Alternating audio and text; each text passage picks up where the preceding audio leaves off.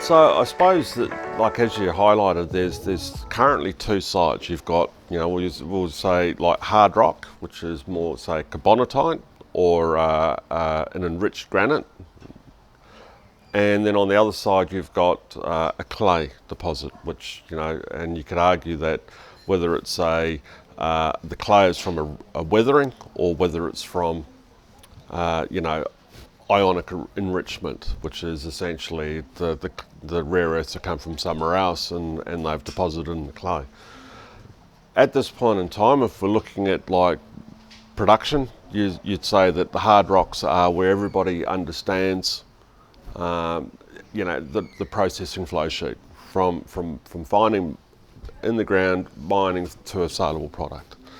And with the clays, essentially in Australia, nobody's yet doing that, and the technology and the work processes that everybody's doing is having to increase so that they can understand, like whether they're actually going to produce something. So, in short, if you're looking at hard rock, you'd like to get a project near a producing plant, which is Mount Weld in the Yilgarn, or a plant that's being built which is just the north of Yinnetharra, which is like Hastings.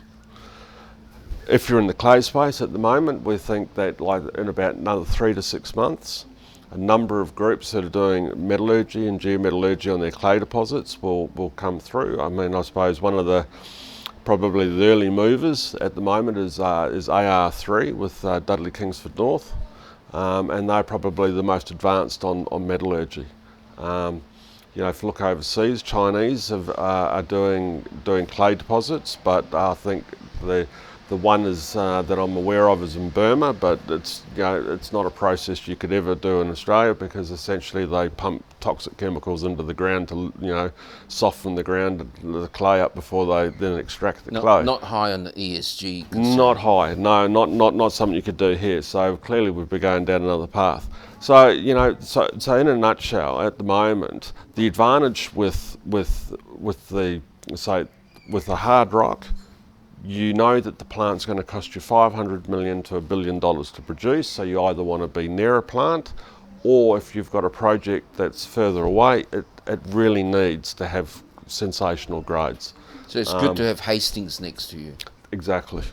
So ultimately at the end of the day, there's a plant that will run out of ore at some point, and if you can find a resource, that potentially can go through that plant. For the clays, for a junior company, the attraction is that a potential plant is maybe $25 to $50 million, which is far more attainable type of investment to build a plant at that type of cost.